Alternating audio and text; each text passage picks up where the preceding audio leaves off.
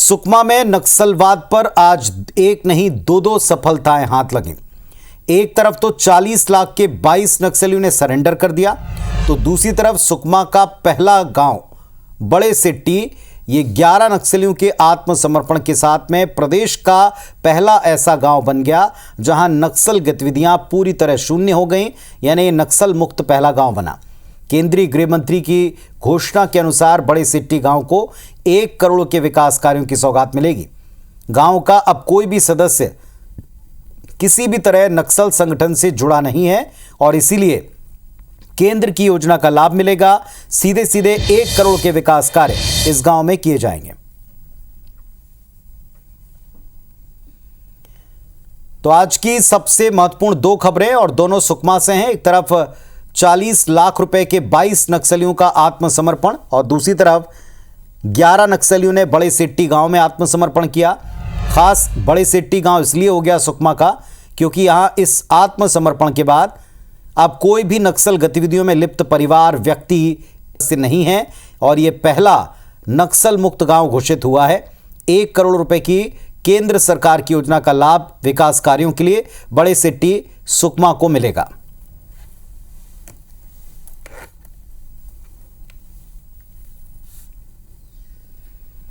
तो आज दोहरी सफलता मिली है सुकमा को लेकर।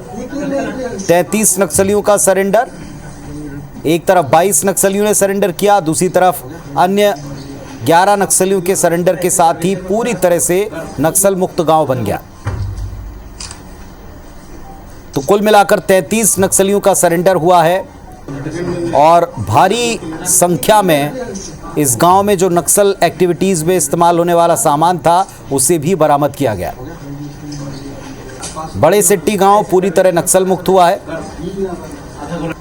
ये पहला गांव है प्रदेश का जो नक्सल मुक्त हो चुका है, सबसे अहम खबर है। और एक तरफ 40 लाख रुपए के कुल इनाम वाले 22 नक्सली सरेंडर कर चुके हैं। इसमें नक्सल दंपति भी शामिल हैं।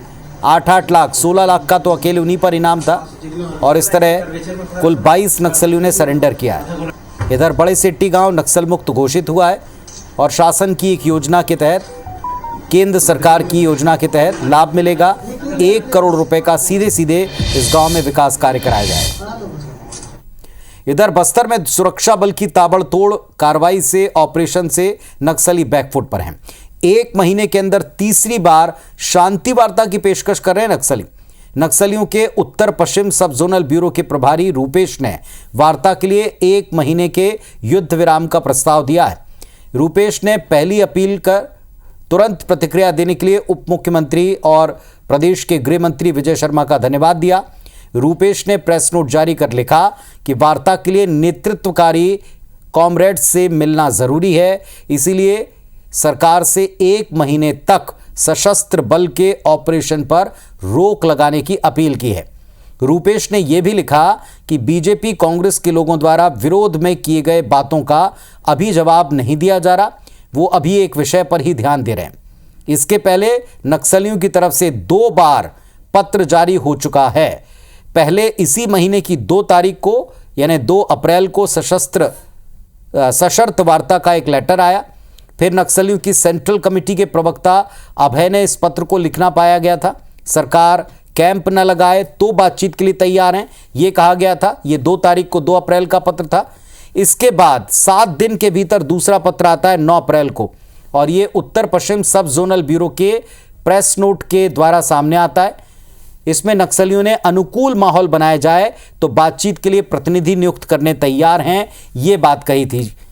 पहले ही पत्र के जवाब में 2 टूक कह दिया था प्रदेश के गृह मंत्री ने कि नक्सली किसी शर्त रखने की स्थिति में नहीं है, सीधे सीधे सामने आए बातचीत करने के लिए सरकार अपना कोई प्रतिनिधि भीतर नहीं भेजेगी। दूसरी तरफ उन्होंने कहा कि अनुकूल माहौल बनाए, दूसरे पत्र में कहा। और जब दूसरे पत्र के जवाब में सरकार ने कहा कि बातचीत के द्वार खुले हैं, आइए अपने बड़े नेताओं से बात कीजिए, और अब इस पर यह तीसरा पत्र आया। हमारे सहयोगी राजा राठौर हमारे साथ में जुड़ रहे हैं। राजा, तीसरा पत्र आया है 1 महीने में, बताएं जरा इसके बारे में। निश्चित तौर पर इस बार नक्सलियों ने काफी स्पष्ट तरीके से अपनी बातों को रखा है और पिछले जैसे कि 8 अप्रैल को एक नक्सलियों के जो उत्तर पश्चिम सब जोनल ब्यूरो के प्रभारी हैं रूपेश की तरफ से जो प्रेस नोट आया था उसमें शांति वार्ता को लेकर स्पष्ट रूप से बातें लिखी गई थी, जिसके बाद जो गृह मंत्री विजय शर्मा है छत्तीसगढ़ के, उन्होंने अपनी प्रतिक्रिया दी और स्पष्ट रूप से उन्होंने कहा हम तैयार हैं, बस हथियार छोड़ना होगा। एक बार उसके जवाब में फिर से उन्होंने जो रुपेश है नक्सलियों के उत्तर पश्चिम सब जोनल ब्यूरो का जो प्रभारी है, उन्होंने स्पष्ट रूप से उप मुख्यमंत्री विजय शर्मा का धन्यवाद ज्ञापित किया है कि उन्होंने उनके पत्र का जवाब दिया है। साथ ही उन्होंने 1 महीने का समय मांगा है कि 1 महीना पूरी तरीके से जो ऑपरेशन है जवानों का वो उस पर रोक लगाया जाए, ताकि केंद्रीय कमेटी व जो नक्सलियों की दंडकारण्य स्पेशल जोनल कमेटी है उनके जो सदस्य हैं और बाकी जो प्रतिनिधि मंडल वार्ता के लिए नक्सलियों की ओर से तैयार होगा, उसके लिए उनको उनकी सुरक्षा की गारंटी चाहिए और 1 महीना तक पूरी तरीके से जो ऑपरेशन है उन पर रोक लगाने की उन्होंने प्रस्ताव रखा है सरकार के सामने। और ये जरूर कह सकते हैं कि नक्सली पहले से ही जिस तरीके से नक्सली 1 वर्ष पहले से लगातार प्रयास कर रहे थे किसी तरीके से वे शांति वार्ता को आगे बढ़े, लेकिन सरकार की ओर से भी एक बात स्पष्ट है कि सरकार हथियारों के साथ किसी भी प्रकार से बातचीत नहीं करना चाहती है। जैसा कि पहले ही केंद्रीय गृह मंत्री से लेकर जो छत्तीसगढ़ के गृह मंत्री विजय शर्मा, उन्होंने स्पष्ट कर दिया था कि बंदूक का जो जवाब है वो बंदूक से मिलेगा, बातों का जवाब बातों से मिलेगा, इसलिए हथियार छोड़कर आप बात करें। तो नक्सलियों की ओर से भी स्पष्ट है कि हम बात करेंगे लेकिन हमारी सुरक्षा की गारंटी दी जाए। जी बहुत शुक्रिया राजा आपका इस अपडेट के लिए। तो एक बार फिर तीसरा पत्र नक्सलियों की तरफ से एक पेशकश के तौर पर आया और 1 महीने तक कोई ऑपरेशन ना चलाया जाए, वो तब तक जब तक कि वे अपने कॉमरेड से बात करके आदमी कौन होंगे बातचीत करने वाले सरकार से तय न कर लें। इस तरह की बात इस पत्र में दिखाई पड़ रही है। हमारे सहयोगी राजेश मिश्रा हमारे साथ में जुड़ रहे हैं, सीधे हम उनका रुख करते हैं। राजेश जी, ये 1 महीने के भीतर उन्हीं ऑपरेशंस का कमाल है कि 3-3 बार नक्सली शांति की दुहाई देते हैं, सीज फायर की अपील करते हैं और सरकार से टेबल टॉक करने के लिए तैयार हुए हैं। अब ये तीसरा लेटर आया है और फिर से एक कंडीशन है कि आप 1 महीने के लिए अभियान रोक दें जब तक हम नेता तय करें।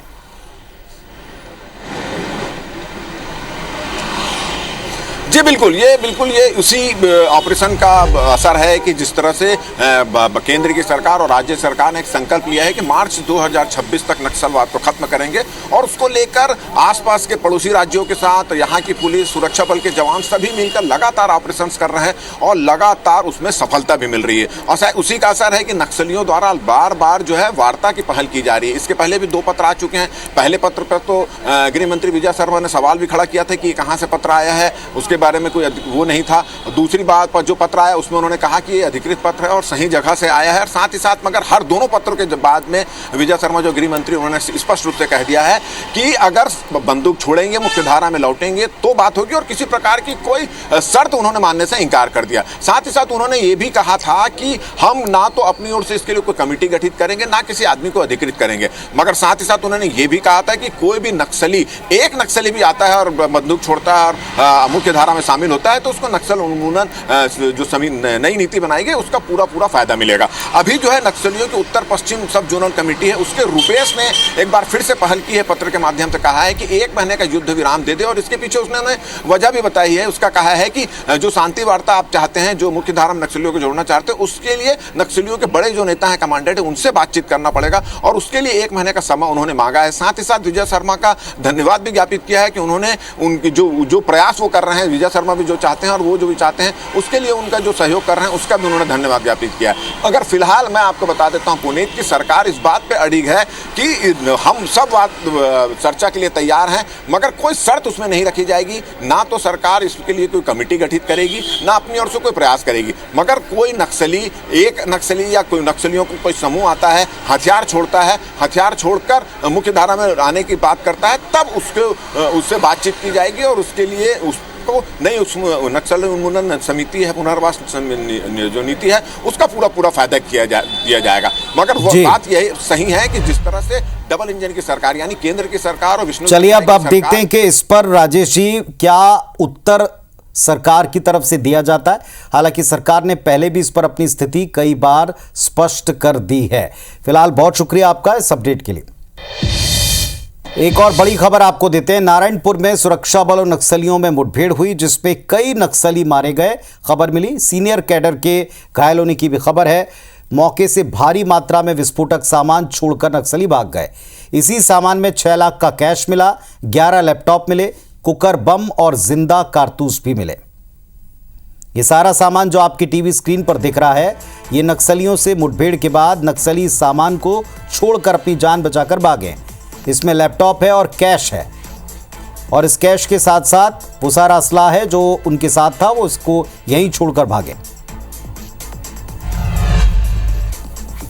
अब पॉलिटिकल खबरों का रुख करते हैं। रायपुर से खबर है, राजीव भवन में कांग्रेस कार्यकर्ता इकट्ठा हो रहे हैं और भारतीय जनता युवा मोर्चा के घेराव कार्यक्रम को देखते हुए वहां पुलिस बल की व्यवस्था भी बढ़ा दी गई है। आपको बता दें कि एक के बाद एक प्रदर्शनों वाला दिन साबित हो रहा है। एक तरफ कांग्रेस पार्टी ने प्रदेशव्यापी प्रदर्शन किया था ईडी के एक्शन पर। ईडी दो तरफा मार कर रही है और दोनों कांग्रेस के दिग्गज नेताओं को एक तरह से कटघरे में खड़ा करते हुए घेर रही है। ईडी ने नेशनल हेराल्ड केस में सोनिया और राहुल उनके नाम चार्जशीट पे डाले हुए हैं, और दूसरी तरफ रॉबर्ट वाड्रा एक के बाद एक सुनवाई के लिए जाते समय जो उनके बयान सामने आए थे, उस पर भी कांग्रेस ने कहा है कि लगातार 3-4 दिन से एक बार फिर परिवार को परेशान किया जा रहा है। बड़े नेताओं को तब घेरा जाता है जब जब कोई इलेक्शन करीब आना होता है। कांग्रेस ने इसके लिए प्रदेशव्यापी प्रदर्शन किया। विरोध में भारतीय जनता युवा मोर्चा प्रदर्शन कर रही है, और इसके पहले राजीव भवन में कांग्रेस के कार्यकर्ता जमा होना शुरू हो गए। संघर्ष की स्थिति टालने बड़े स्तर के ऊपर पुलिस की व्यवस्था है। और हमारे सहयोगी राजेश हमारे साथ में जुड़ रहे हैं, उनका रुख करते हैं। जी राजेश जी, दिखाइएगा, बताइएगा क्या व्यवस्था वहां की गई पुलिस की और कार्यकर्ताओं की क्या कार्यक्रम?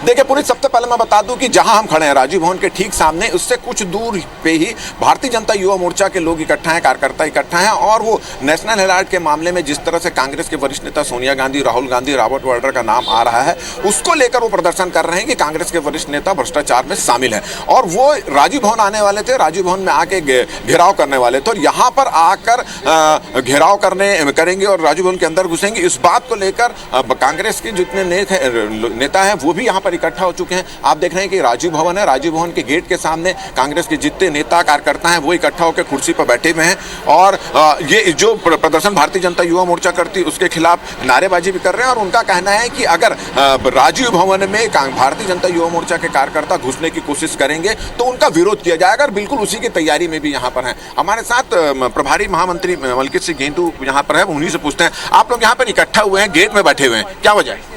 जी, वजह जिस प्रकार से गुंडागर्दी भारतीय जनता पार्टी के लोग कर रहे हैं, जिस प्रकार से हमारे दुर्ग के कार्यालय में जिस प्रकार से घुसे, जगदलपुर में घुसने की कोशिश की, धमतरी का वो हाल है।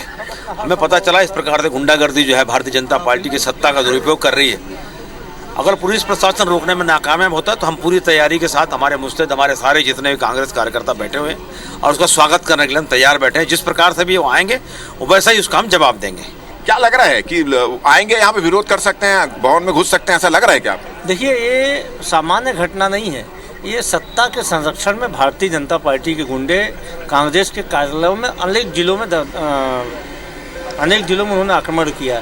धमतरी में हमारे, दुर्ग में हमारे कार्यालय में घुस कर तोड़फोड़ की गई, धमतरी में हमारे कार्यालय में घुसने की कोशिश की गई, जगदलपुर में हमारे कार्यालय में घुसने की कोशिश की गई, और यहाँ पे भी हमें ऐसा पता लगा कि हमारे कार्यालय में घुसने की कोशिश की जाएगी। तो पुलिस का काम है उनको रोकना, सरकार का काम है कि व्यवस्था बना के रखना। लेकिन यदि हमारे कार्यालय में घुसेंगे निश्चित तौर पर हम उसका मुकाबला करेंगे। हम गांधीवादी लोग हैं, हम मारपीट हिंसा में भरोसा नहीं करते हैं, लेकिन कोई हमारे कार्यालय में घुसेगा। चलिए राजेश जी, प्रतिवाद तो करेंगे। राजेश जी, कांग्रेस पार्टी का ये कहना है कि अगर दफ्तरों में घुसने का प्रयास हुआ तो वे स्वागत के लिए तैयार हैं, जैसा वे आकर प्रदर्शन करेंगे उसी तरह की तैयारी कांग्रेस पार्टी ने कर रखी है। अब जरा आप एक तरफ देखें, सौरभ सिंह परिहार हमारे सहयोगी जुड़ गए हैं और वे भारतीय जनता युवा मोर्चा और बीजेपी के उस प्रदर्शनकारी खेमे के साथ में हैं जो ये तैयारी कर रहा है कि वे कांग्रेस दफ्तर पहुंचेंगे। सौरभ, आपके पास आ रहे हैं। दो बातें हैं जो राजेश जी को कांग्रेसियों ने कही हैं कि प्रदर्शन के दौरान बीजेवाईएम के कार्यकर्ताओं ने, भारतीय जनता पार्टी के लोगों ने दफ्तर में घुसने का प्रयास किया, पुलिस नाकाम होगी तो वे स्वागत के लिए वहां बैठे हुए हैं। पूछिए जरा उनका कार्यक्रम क्या है, क्या चाहते हैं, वे किस तरह प्रदर्शन करेंगे?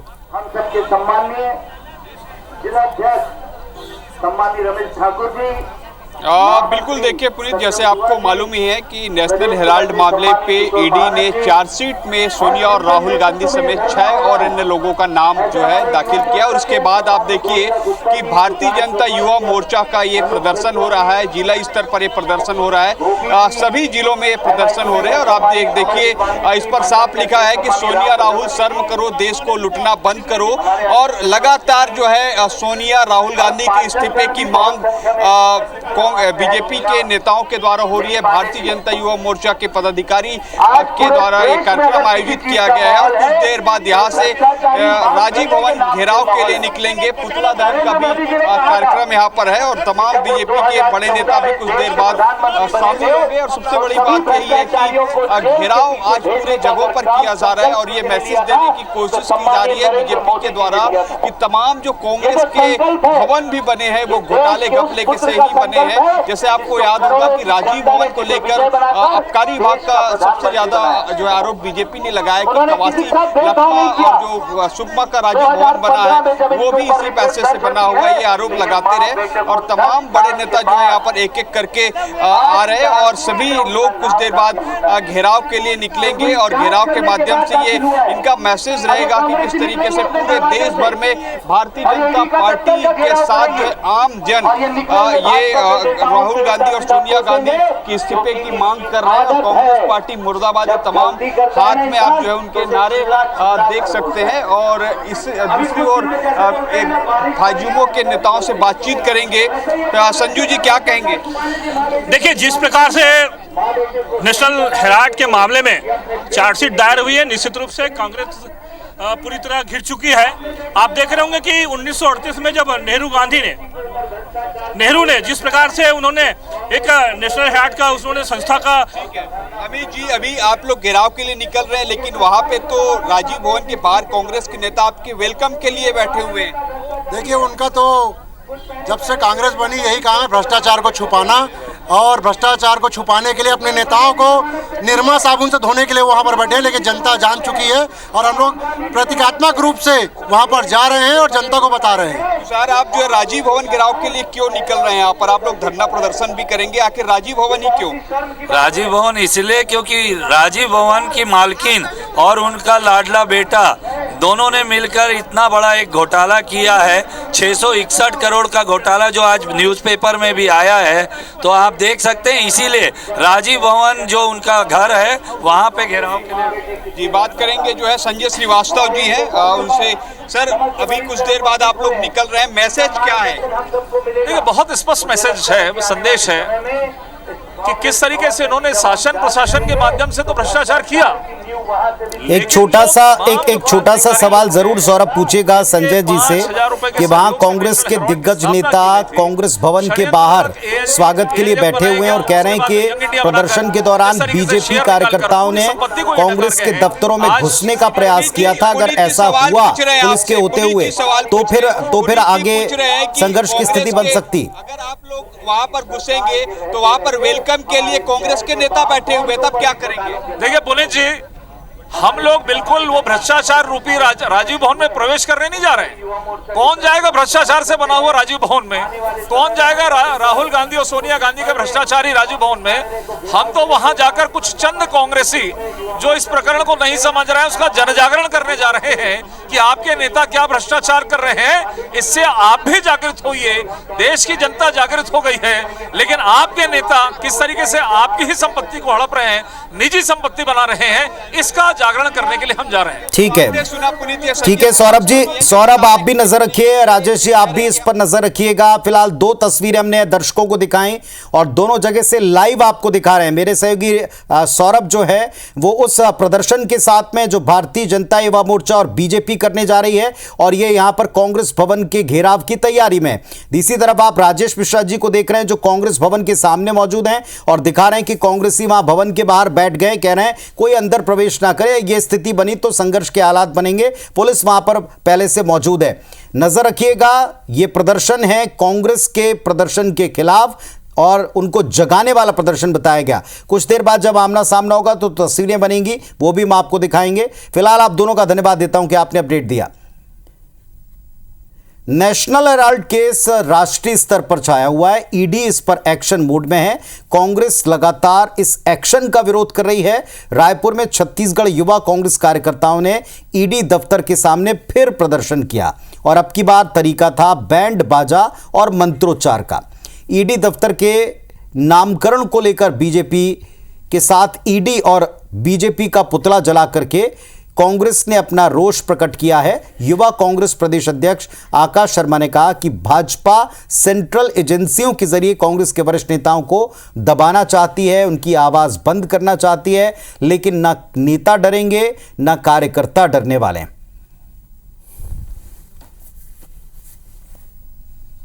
ईडी केवल जो है कांग्रेस पार्टी के नेताओं को बदनाम करती है।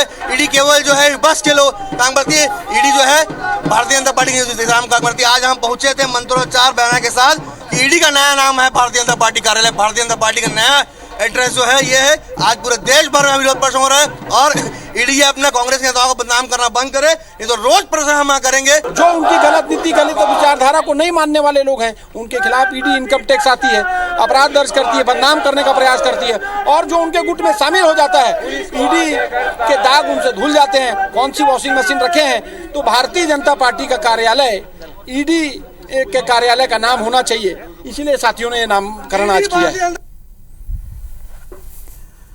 और दूसरी तरफ नेशनल हेराल्ड मामले पर आज मुख्यमंत्री विष्णुदेव साय ने भी एक्स पोस्ट करके कांग्रेस को आईना दिखाया।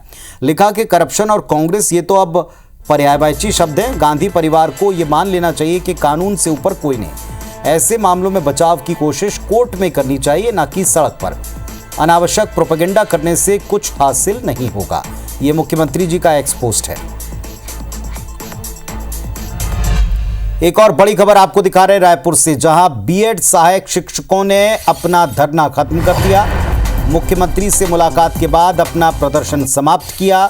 सीएम के आश्वासन के बाद सहायक शिक्षकों ने अपना धरना खत्म कर दिया है और संयोजन की मांग को लेकर लगातार धरना दे रहे थे कि इन्हें समायोजित किया जाए। इन्हें समायोजन की मांग इनकी थी।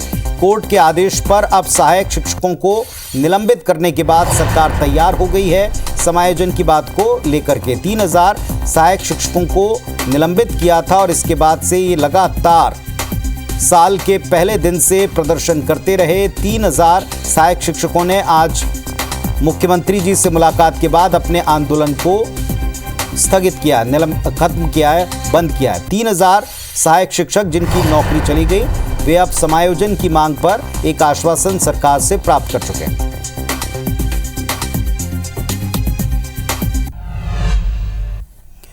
बिलासपुर से खबर है, नाबालिग की पिटाई हो गई 2 युवाओं में विवाद के बाद। विवाद में युवक ने नाबालिग को पीट दिया और इसका सीसीटीवी फुटेज भी आपको दिखा रहे हैं। नाबालिग की शिकायत पर युवक पर केस दर्ज हो चुका है। सिटी कोतवाली थाना क्षेत्र का मामला है।